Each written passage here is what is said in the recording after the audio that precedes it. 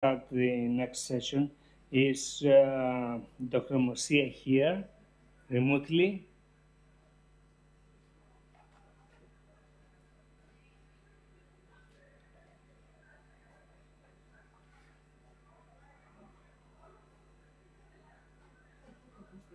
Mr. Baziotis? Hello. Hello. Is Mr. Baziotis? Yes. Can you check if Mr. Moccia is around? If he's in? Sorry, mister?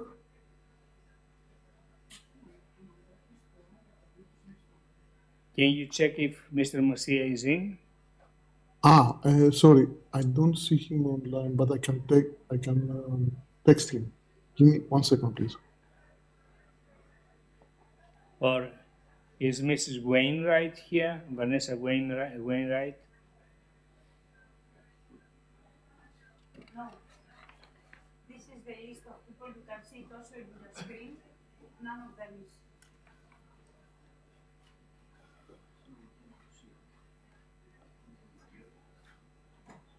Well, then we can start the session and I can share it as a replacement to Mr. Moccia.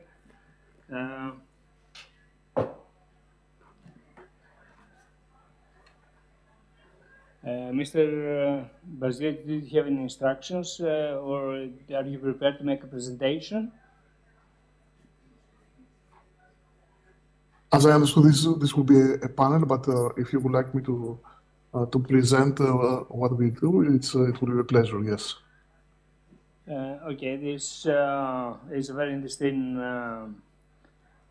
panel discussion on innovation for education because as you understand, in many different disciplines, we have to do reskilling and upskilling, and this is, of course, related to lifelong learning.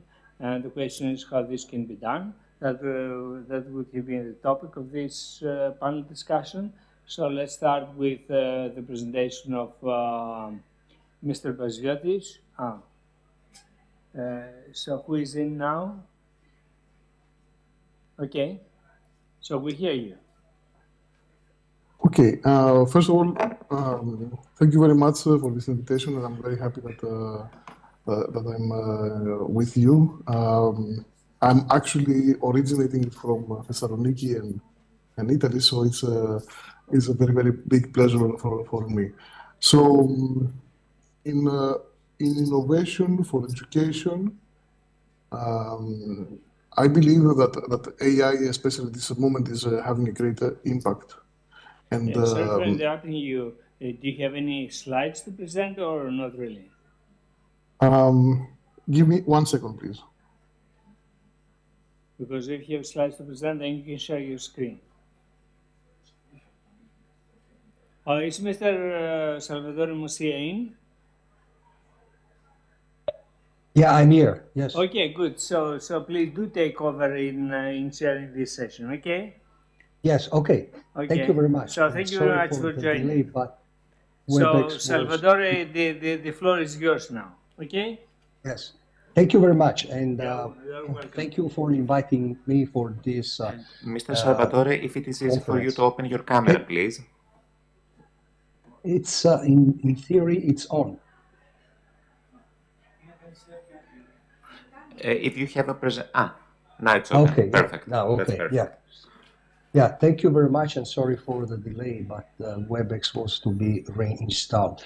So thank you for inviting us for the conference, and as Nektar was also saying before, this is a topic that is quite interesting. I'm just coming back from a tour in some Asian universities, and everyone now is asking about what will be the impact of artificial intelligence in education.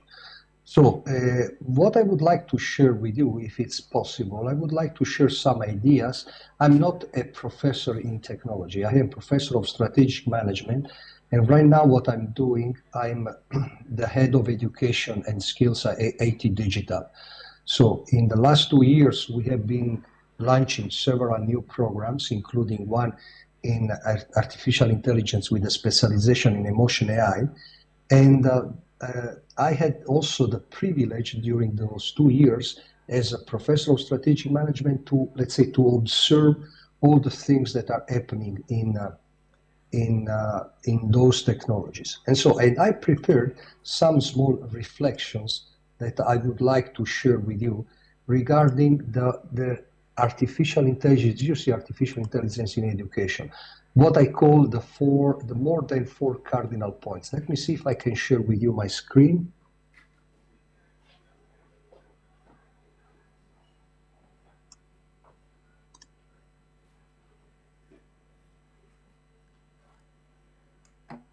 Can you see my screen? Yes? Yes. I believe so, yeah? Okay, so those are what I call the more than 4 cardinal points. And I invited also to the conference the two of our partners who are doing innovation for education. So Nektar was already talking before, and he's developing a very nice platform based on artificial intelligence. He will talk about that. But we have also another good partner, that it's Abodoo. I do not know if Vanessa, she's here, but they are also developing another educational platform that is quite interesting. So I will share with you in the next 3 or 4 minutes my reflections on the impact of artificial intelligence in education, and then I will leave the floor for the others, and I will be here for your questions and doubts. So first of all, I would say that digitalization, this is a need. I mean, a need not only for education, it's a need for everything. Every time that we do some activities, everything is becoming more and more, let's say, led by the digitalization. Think about how many things you bought in the last week, for example, by Amazon, or think about how many times you will be using a system like PayPal or whatever it is. So the people who are, let's say, still thinking what will be the future it's already here. And I believe that as a higher education institution, but I would say whichever education institution, we have to think about the importance of the digitalization, and we have to analyze in depth what will be the role of artificial intelligence for us.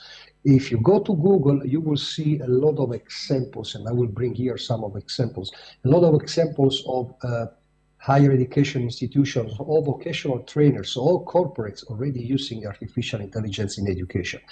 A second reflection, when we use artificial intelligence, we can have efficient content delivered. Because, for example, as Nektar will explain to you later, in his platform, for example, the algorithm can make the instant translation of what you are saying in several languages. So if I go back to 3, 4, 5 years ago, it was impossible.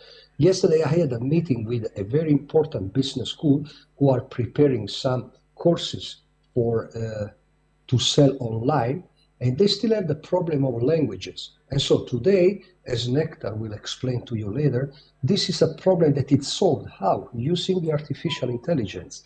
I was in a conference 3 days ago in China, and the majority of the speakers, they were from China. They were speaking Chinese, but there were 2 big screens led by artificial intelligence. They were doing the instant translation. So even if they were speaking in Chinese, I was getting, let's say, the contents from the algorithm. As third point, the artificial intelligence will give us the possibility of what I call it the democratization of education. Because today it's not anymore a matter of I need to travel to the capital, I need to travel to the city to go to the university. I can use all those online platforms to get all the remote areas. What I need a computer and I need an internet connection. And this is important, especially when we think about democratization. And the consequence of the democratization of education is that artificial intelligence helps to reduce inequalities, because everyone now can get access, let's say, at the same high level of courses. It's not anymore a matter of flying to Rome or to Bologna or whatever it is to get the best contents. You can get it from online. Then artificial intelligence is also it's also nice because it's how can I say this? It's creating this digital curiosity, because when we start understanding better those technologies, then we develop a kind of digital curiosity. And it can help us also to get to personalized learning. The other partner that we invited for this panel today, it's a company that is developing a platform, again, led by an algorithm, that if you would like to get a position like, for example, Chief Financial Officer, the platform knows the skills that you have, the platforms match the skills that you have, the skills that you need to become Chief Financial Officers, and the platform will suggest to you the learning contents that you need to take if you would like to become a Chief Financial Officer. Then the platform also helps a lot for increasing the efficiency and reducing the bureaucratic task. And this is again a case that could be better explained by Nektar, because you can take a course on this platform, and then as soon as you finish the course, you can take the exam, and the platform will give to you the final certification. So it's also, the artificial intelligence is also helping us for the scalability. So today it's not just anymore a matter of I have only 30 seats in my classroom. Today, if I have good contents, I can get students from all around the world, and they can get access to my contents, again, through artificial intelligence systems, to internet, etc., etc. I can also use the artificial intelligence to develop virtual coaches, mentors. In those days that I visited some Asian universities, they have already some kind of coaches and mentors, and they are developing artificial intelligence for this. And 3 weeks ago, I was in a super AI conference in Singapore, and I saw several companies already working, developing those virtual coaches and mentors. And then the artificial intelligence can help also you to, let's say, enhance, to increase the engagement of people, because you can use different tools to increase their curiosity and the engagement. And also it can help, as I was telling you before, and it will be better explained by Vanessa if she's here, how to reduce the gap between the skills needed from the market and the skills that we are delivering. And I would stop here, and I would give the floor to the other speakers, and I will be here for questions. And that's it for the moment.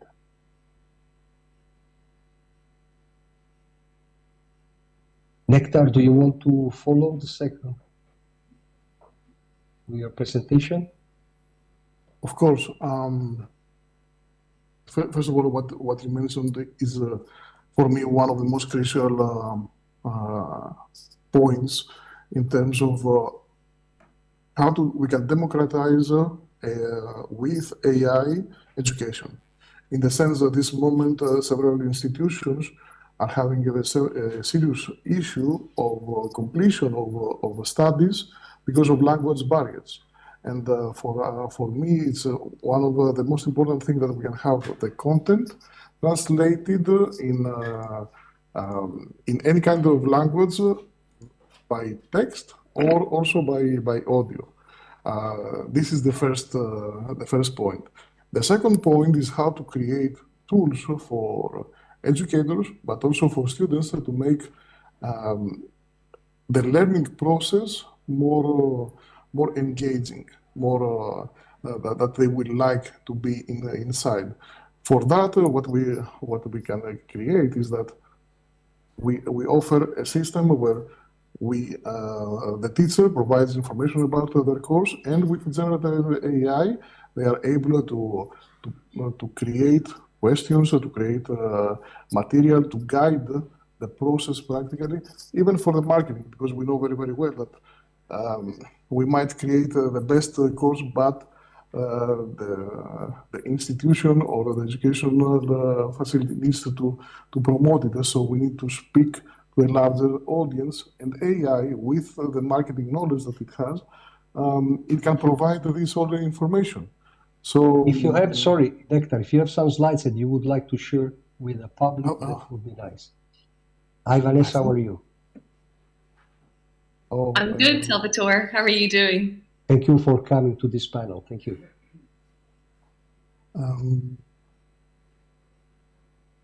Also, you, Vanessa, if you have some slides that you would like to share, please prepare the slides. Thank you very much. I'm ready. Yeah. Yeah. it asks me to restart WebEx. So okay, in the meantime, if Vanessa, if you want to start introducing yourself and what you do, and how do you use artificial intelligence for education, and Nektar, in the meantime, you can restart WebEx if you want, and then you can share the slides. I believe it's necessary to see what you are really doing, because the platform, it's very nice to see, but you have also some good examples of how we can use artificial intelligence in education. So I believe it's a good idea to restart WebEx, to reinstall. In the meantime, Vanessa, if you can introduce yourself to the others. Thank you very much. Certainly. It's lovely to meet everyone today. My name is Vanessa Wainwright.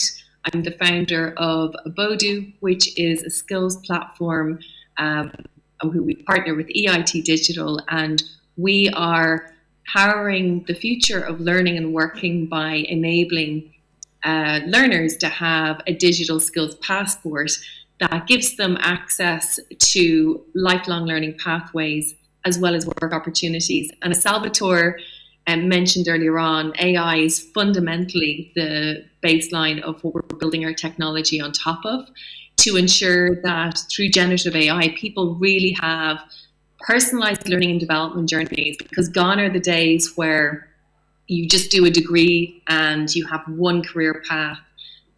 Skills acquisition, it's one of the greatest assets a person has, needs to now be defined to individual skills, and there's multiple career paths. So I'm excited to share these slides because we have a new release coming out next week, officially launched, I believe, in September. But within this, we're using generative AI to address two major challenges that have been around skills. So let me just share, and hopefully this will go to plan. Share, here we go. Please let me know when the slides come up. Yes, they have come up. Yeah. Brilliant. Okay, brilliant. And I'm just going to kick into slideshow. I only have a few slides, but I just thought it would be great to bring forward what we have going live in the next weeks. I can hear a little bit of. Can anyone else? No? Okay, I'll keep we going. can hear you, but there is the echo now. I do not know from where it comes. There is the echo. Maybe if... Yeah, now it's okay. Now it's okay. Okay, very good. Okay, so obviously the focus for today is how AI can really revamp lifelong learning. So historically, learning was all about accessing education, and you were on maybe one or two paths. But with the evolution of new skills requirements, as well as AI taking over more hard skills, there is a greater need for customized learning paths. So what do we mean? Salvatore mentioned earlier on, if a person knows where they're heading, so I'm going to do that as scenario one because there's two scenarios. Scenario one, they ultimately would love to be a sustainability director, for example, within manufacturing. The AI built within the skills platform, D Academy, which is the EIT digital platform, enables a person to go in within their digital skills passport and select the ultimate career path. Then using AI, we're able to serve up the courses wherever they are, whichever educational partner, whether it's EIT Digital or one of the university partners, the best learning for that individual. And then as the courses are completed, the second element of AI that kicks in is automated certification, which means no longer do you just get the certificate for the qualification, whether it be diploma, degree, you're now also getting the skills taxonomy or the ontology that fits underneath that course. So all the courses fed into a platform have been pre-skills mapped with an AI algorithm, which means that I, as the learner, no longer have to navigate once I've done a degree now in sustainability, where do I go next? Because that taxonomy around the hard skills, human skills, which brings in the emotional intelligence, as well as transversal skills, it will then guide me not just to further learning pathways, but also opportunities. So the adaptive assessments, being able to assess and authenticate skills, no longer just authenticating the certificate or degree, but actually digging deep into the skills taxonomy, will mean that we can be better using AI and technology at guiding people to new career paths. So as industries decline and new industries thrive, how can people transverse their skills? And again, within the Digital Skills Passport with the Academy, we're now going to be able to guide people, but they'll be empowered because this is a skills passport on their phone as an app. So they can do it on the go, because more and more learning is the success rate in terms of completion rates, learning rates. It's down to the motivation factor. And let's face it, we all learn because we want to better ourselves, acquire more skills, and improve our career options. The other element, and this is the really exciting one because it wasn't possible before AI, but the idea that years ago we had very few skills taxonomies. We had UNESCO, which is the European one. We have ONET in America, and more countries are developing their own. But in the last 5 to 10 years, we've seen an explosion of skills ontologies and taxonomies being created, not just by governments, but by universities, higher education, vocational education, and now as well, major companies are creating their own. But the challenge that creates and the complexity it creates can mean that the matching in terms of for learning and opportunities can be a major mismatch. So again, using generative AI, this has been a game-changing opportunity for us with EIT Digital to be able to create SkillBridge, which will enable a skills taxonomy from whatever source, whether it's a national or industry or educational taxonomy, to communicate with another and exchange inclusively. So the learner doesn't face any bias or mismatch in terms of future learning and opportunities. And this is really sort of the holy grail around skills, because if we can authenticate skills and then guide on skills and ensure it's an inclusive match, whether it is for educational purposes or new working opportunities, it will mean that we're leaving no one behind and we're able to identify gaps of skills anywhere in the world and bridge those effectively. So essentially the goal is to support lifelong learning. And again, with the evolution of AI, this is now possible.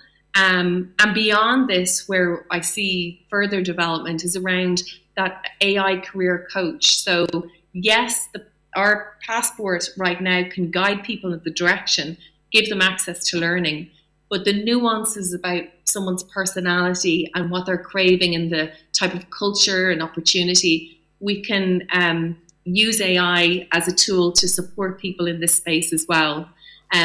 Our objective, along with EIT Digital, is really about accessibility to learning. So the passion for us is how do we democratize access to learning and working, ensuring that it's fully inclusive.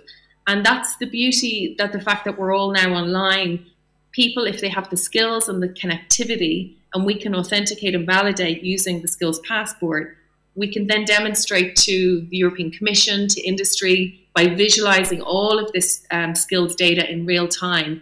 What's the supply? What's the demand? And where should we deploy educational investment moving forward to ensure that we're bridging this gap and we're getting an ROI for every euro spent?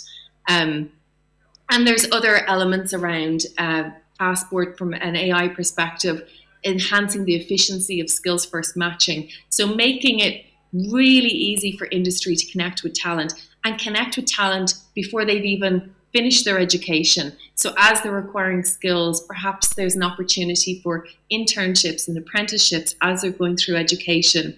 You know, traditionally we had to wait for the CV to be updated or the LinkedIn profile to be updated before that match could happen.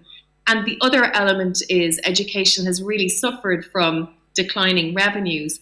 There is this huge opportunity for financial sustainability and new revenues as a result of AI in education, because now higher education institutes can consider being the provider of lifelong learning through an alumni skills passport, authenticating education for someone for their entire career, or they can look at monetizing from the marketplace. they create with their talent that they're investing in. Or finally, the data. The gold is in the skills data. And when you think about, we currently rely on skills data globally from sources from America with LinkedIn and Japan with Indeed. And there are some localized European skills databases. But this is an opportunity for educational providers with the power of AI to actually have the skills data within Europe and mine it within Europe in real time, so we can get the insights we need to future-proof the curriculum development that will mean that we bridge the gap and we don't have skills shortages in the future to the level that we've had. So thank you so much for your attention. They were the slides, Salvatore, I was going to share. Thank you, Vanessa, and please don't leave because I would like to see if there are other questions. So now it's perfect, the intervention by Nektar, because he can also present what he's really doing through his platform, and almost all the elements that were presented by Vanessa, they are within this platform. Vanessa is using artificial intelligence more, let's say, on the skills level, whereas Nektar is using artificial intelligence to deliver. So, and it's nice to have both of them here because both of them, they are European startups, and we can also have the opportunity to learn from what the European startups are doing in this field. So Nektar, the floor is yours, please. Please, Nektar, 10-15 minutes because I would like to leave 10 minutes for question and answers. Of course, just give me a second to share it. Up to 15 minutes. Thank you very much. Yes, thank you. So the platform is called ICARUS. And the reason that we are calling it, okay, we all know the story of ICARUS because it's a Greek name, yeah? Yes. We know that ICARUS tried to reach the sun, but his wings got melted and he couldn't do that. But we say that practically for a moment of freedom and the freedom that is coming from education, we want to sacrifice everything and go for that route because we believe that education is what is bringing freedom and evolution for generations.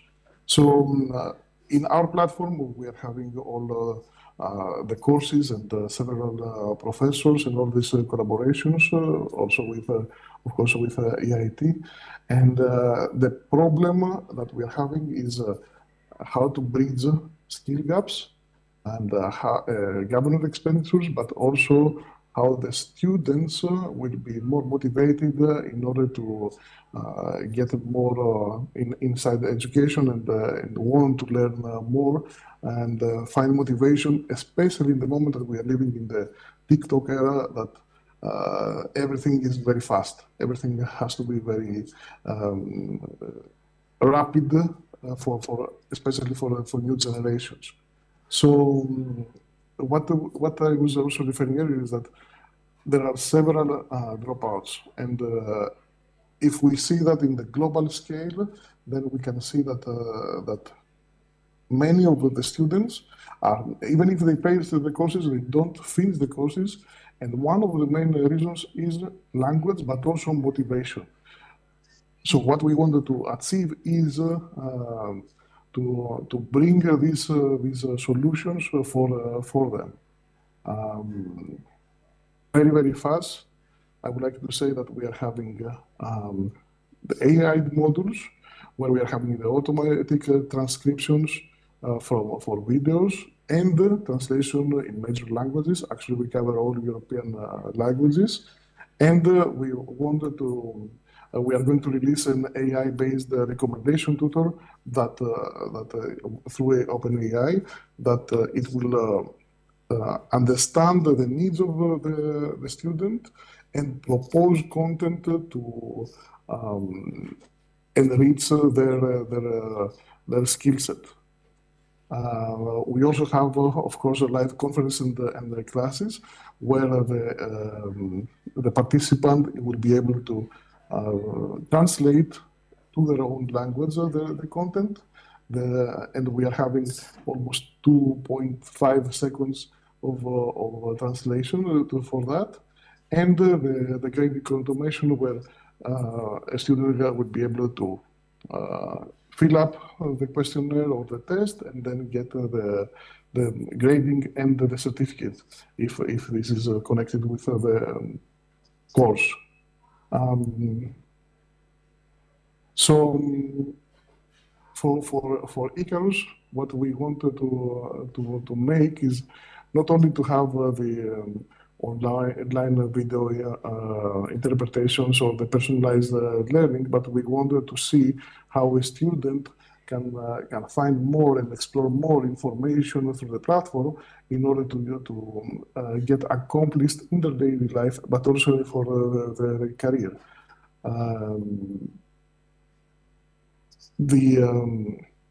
And there it comes to practically the collaboration part, where students and teachers may collaborate regardless of the language and without having any barrier, but also understanding what is the need of the student, but also what can be achieved in the future through AI recommendations and through suggestions of online tutors.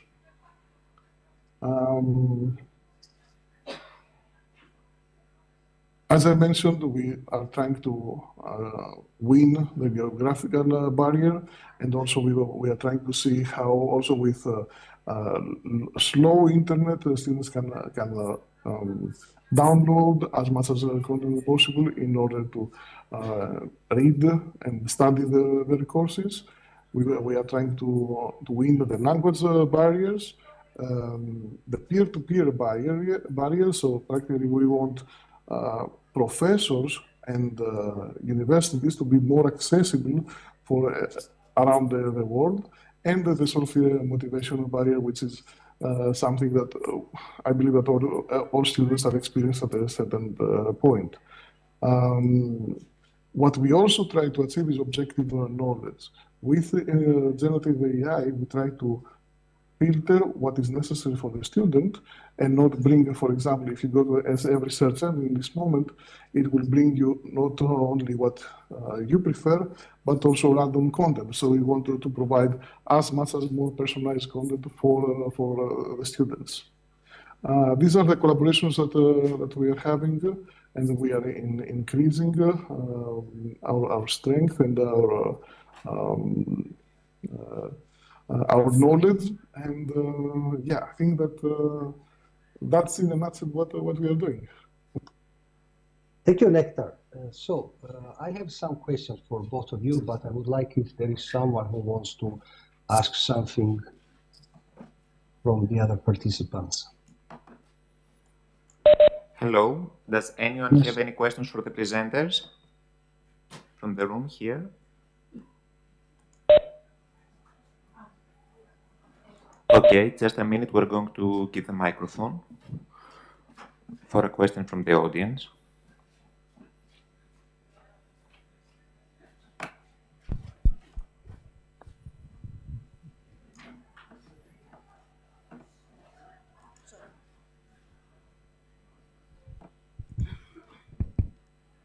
Hi, Vanessa. Thank you for your presentation. It seems like the tool's working okay. I think that I would like to know more about what is the framework, the competency framework that your tool is based on. Because in Europe, DGCOM actually have a kind of like framework ready. So would you have incorporated those, and what other kind of industry framework that you also have incorporated in the tools? 1 second, Vanessa, before answering. When you make question, please, if you can introduce quickly yourself, who are you and from where you are. Hi, that is Long Pham from University College Cork. That's why I know kind of Vanessa's and the tools that she's introducing. But I'm also interested in what would be becoming as a framework behind that tools. Thank you. Vanessa.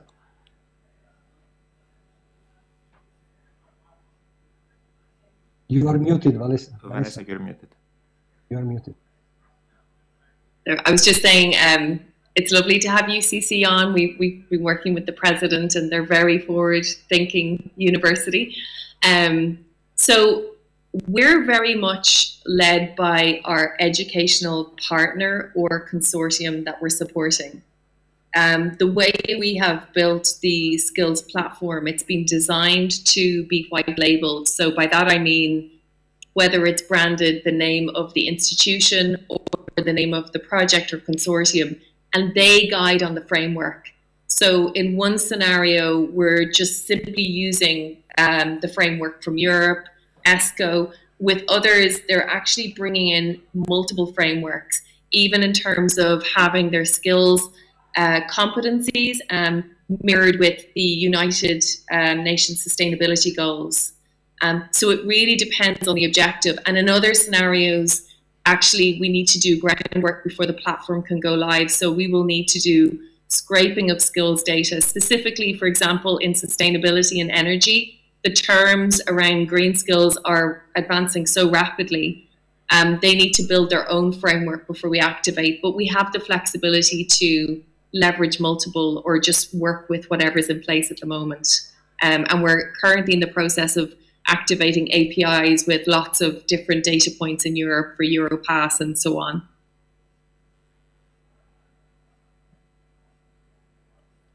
Are there any other questions? Or maybe, okay, here from Professor Pitas.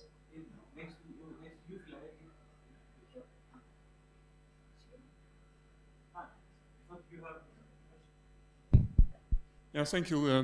Bart Braaks from Statistics Netherlands. This kind of skills classification is also extremely important from the statistical perspective, because we always asked by our users to give an impression of what kind of education people have, and increasingly also the skills that come with it. But there we have a challenge that you also just addressed. On the one hand, you want to keep your classification frameworks like ESCO stable, so because then you can compare over time. On the other hand, as you just mentioned, some areas are so dynamic so that you have to deal with the dynamics there, and that's always a challenge. How to create some kind of stability on the one hand, and to reflect all the dynamics in the real world at the same time. Do you have a solution for that? Thank you. Is that to me? Yeah. Yes. Yeah. I believe SkillBridge is the answer, and I think it will continue to evolve it. But this has been a real. So I'm 20 years in recruitment and skills development, and this has been a challenge for all of those years. But as we acquire more skills data points and we're moving into a skills first economy in terms of matching, it is more important now than ever. The skills, to have a common skills taxonomy, a global skills taxonomy, obviously will never happen. But to have the exchange, which in essence is like a translator, is absolutely imperative. I know, for example, the UK government have been working on a version. It has some challenges, but I believe that whether you're a company, you're an educational provider, or you're government, you have to have your agreed skills taxonomy, whether you decide it's just ESCO or you're creating your own and you're feeding an ESCO, but you need to have some form of exchange and translator, or else there will be bias in your matching. And the person that will be hard done by, sadly, is the learner or the refugee that's moving from Africa to Europe and wanting their skills recognized, or the person returning to work and their skills were acquired 10 years ago. So if we have that exchange in place, I believe that you can have multiple skills taxonomies, but they have to communicate inclusively. And that's what we're with SkillBridge going live, because it will be hopefully one of the first opportunities to do that. And there will be more companies that create similar, I'm sure, but we're excited what it can do for the partners and clients that we're going to be working with, such as EIT Digital. Okay, the next question is from Professor Pitas.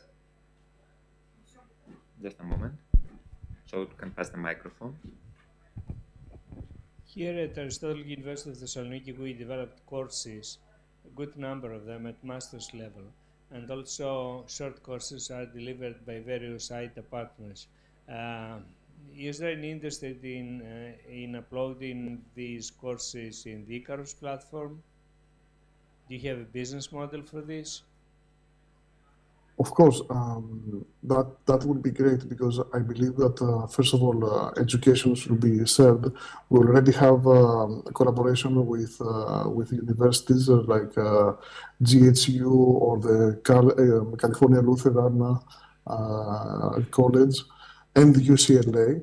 So it will be great to see this and how we can assist you having these courses online and translated automatically. Okay, and one question that's more devil's advocate question. Why somebody should try to enter into your platform instead of going, let's say, to Coursera? Because for two main reasons. First of all, we are a very close community of 127 professors and institutions that we are working together, and we are trying to raise awareness for everything that we are doing with everybody, in the sense that everybody can have their course also on Coursera or any other platform. This is a fact. But they will, nobody can promote you, can bring a daily support and reach new frontiers through this platform. Okay, thank you very much. I have one more question. May I add something Sure. more? Because I try to answer to the same question, and I was asking myself why we should choose ICARUS and not Coursera, and I can add my personal analysis. First of all, ICARUS is a European startup again, and I'm happy to support the European startups. Secondly, because it's not, let's say, a big corporate.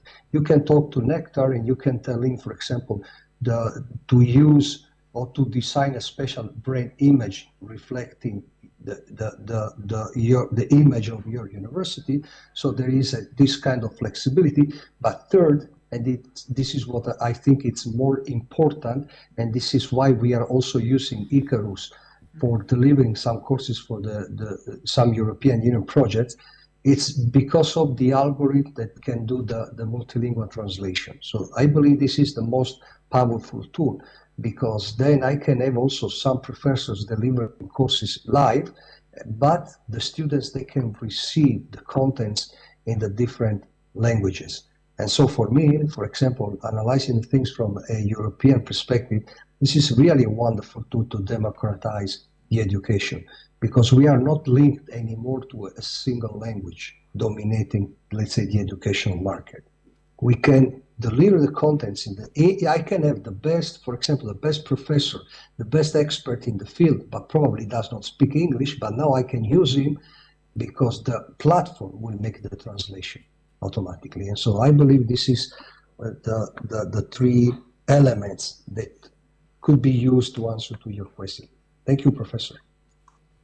Thank you very much. I have one last question regarding the following thing. If we think about the AI labor market in Europe, it's multifaceted in the sense that we have new graduates coming from established universities or younger universities, or universities coming from East Asia, or universities coming from Africa, having different standards. And then on top of it, we have older people that have reskilled and upskilled themselves through, let's say, personalized learning and so on. And then we have companies that want to hire out of this market. And then what's going to be the standard? How, going through different CVs that correspond to completely different educational levels, it's really difficult. Is there any point, or is there any market for certifying individuals through exams, for example? Or is there any market in going and certifying university programs? I talk always about AI, though these things can apply also for IT in general. Who wants to answer, Nektar or Vanessa? I think we probably both have answers to it. Like from my perspective, I think at the moment, if I take, for example, healthcare, there's a real challenge around recognizing skills outside of a country, yet there's a huge shortage of skills. And so we're working with some partners around setting the bar in terms of the skills of where they're coming from, and ensuring that the skills passport can authenticate the skills to a certain level, but then how we API in assessments to validate for the local market. I think when we rely on recruiters having to review CVs and make decisions, we're in the dark ages. We need to use AI now to do the work around inclusively skills first matching wherever someone is from, and then have them on a path for learning and opportunity with where they're going. And technology needs to be supporting that. So the human in the element, the recruiter, the hiring manager, the educator, they're focused on that human connection and ensuring someone is really achieving the best that they can with the technology supporting in the background. But I see huge opportunity. If you look at the future talent of Africa and the impact that the talent can have for Europe, we have to get this right. We have to bridge this gap that exists and recognize the skills that are coming through. So I think that suggestion around certification and automating certification across educational providers in Europe to get a bar is a good idea. I just don't know how it can be centralized yet. If I may add on this, because I fully agree on that, but if I may add, it's not only the certification that is necessary, but how it reflects with each individual, how this it has to do with all the experience that they are having so far, what they want to achieve, but also at that moment, or that certificate, how it's represented also for their career path. Because it can, for example, in programming, it can have some duality approach, like one can be on analyst part, one can be on more practical side. So it has to be a very clear distinction of this kind of certification, what they are following.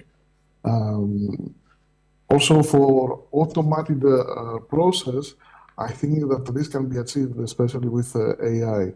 There can be a matching algorithm that can provide the necessary learning path for a certificate, but that certificate has to be recognized in order to have a meaning also for their career. Now you raise another question for me. I suppose you know that the AI Act is against using automatic tools for people ranking when they apply for jobs. Is it true? And to me, you know, it's restrictive.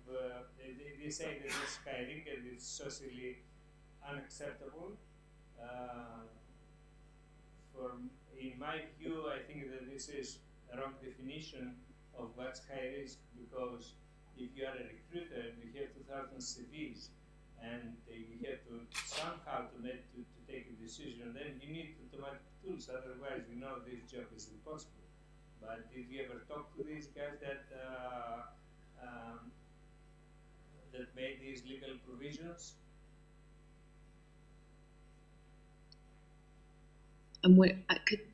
Would you mind repeating the question? Just, I'm sorry, I couldn't hear it fully.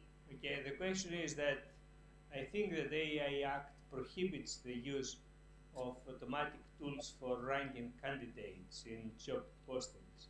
Can you comment on this?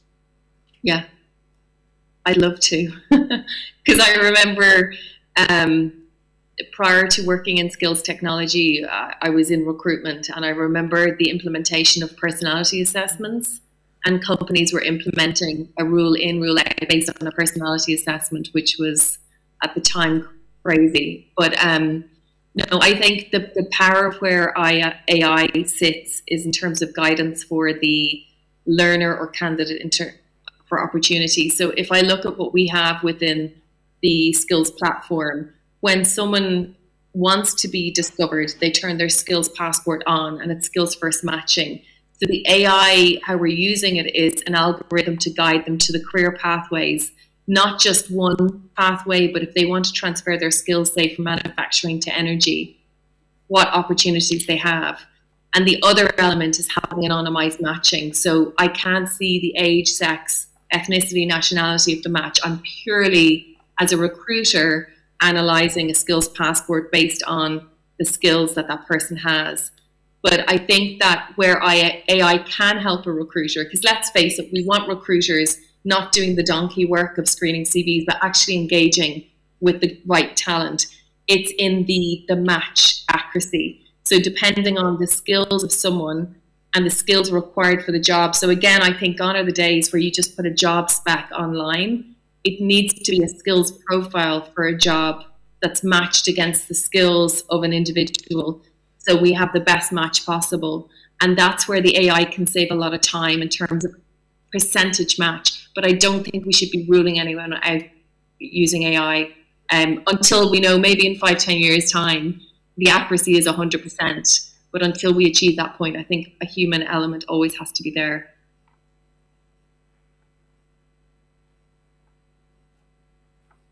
Thank you. Thank you for the questions. Last question. We have 2 minutes left.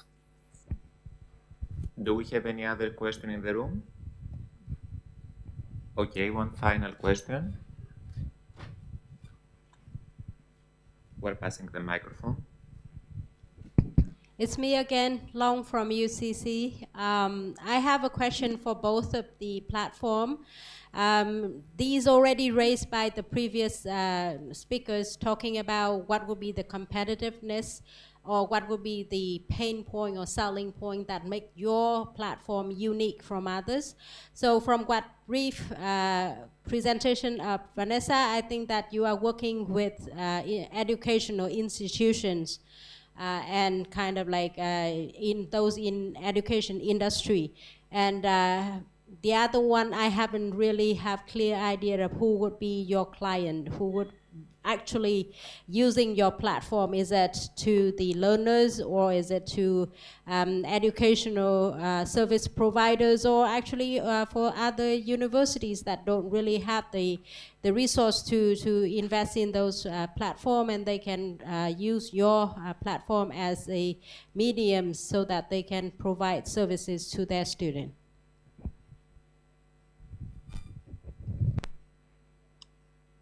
Nektar. Okay, thank you.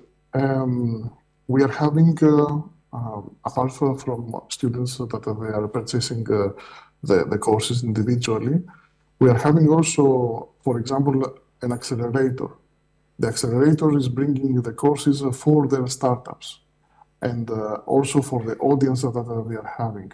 So as we see education is, or for another company that we are having, it's called Pacific Park, is one of the largest parks in Los Angeles.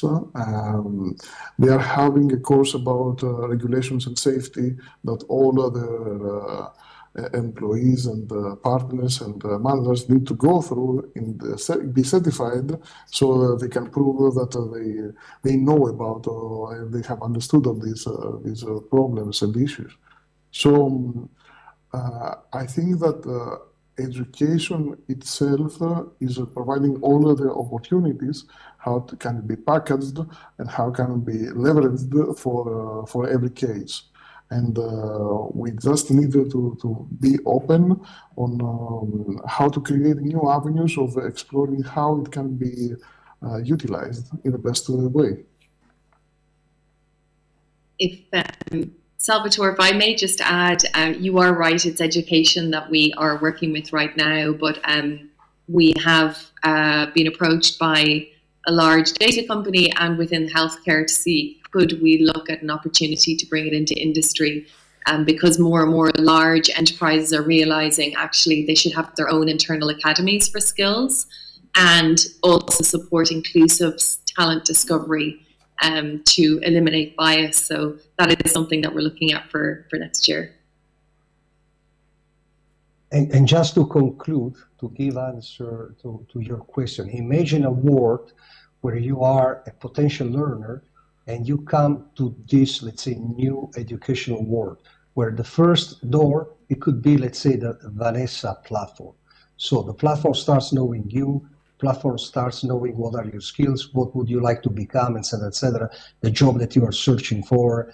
And so the platform can do all those things. And if you need some courses, the platform will suggest some courses, and then you will land on the, you will go into the second door that it will be the Nektar platform. So you get there specialized contents, always under the same brand. So it's not just a matter of Coursera anymore, that you go there, you search for a course if you like it or not. It's a matter of entering in a new, let's say, learning adventure where the platform can help you to select the best jobs, to select the best open positions, to select also the best learner contents, and also to get the best way of getting the contents. And so this is the world that we imagine at AT Digital. This is where we are going to. Thank you very much. More questions? I believe we are 3 minutes. We're already 3 minutes after the end of the track, so I think that we can conclude. No? Do you agree? Yes. So thank you very much. Thank you very much. Just 2 last words, risk and rewards. I mean, I know that using those kind of technology, it's full of risk, yes, also because, for example, someone was mentioning the AA Act, for example, but it's also, this world is full of potential rewards. And those are, I would say, the 2 words that I would like here to leave to your reflections. Thank you very much for the invitation to the conference, Professor. Thank you very much, Salvatore, and the rest of the panelists for your excellent work and presentations. Now we have a coffee break and we start at 15:30 sharp, Greek time.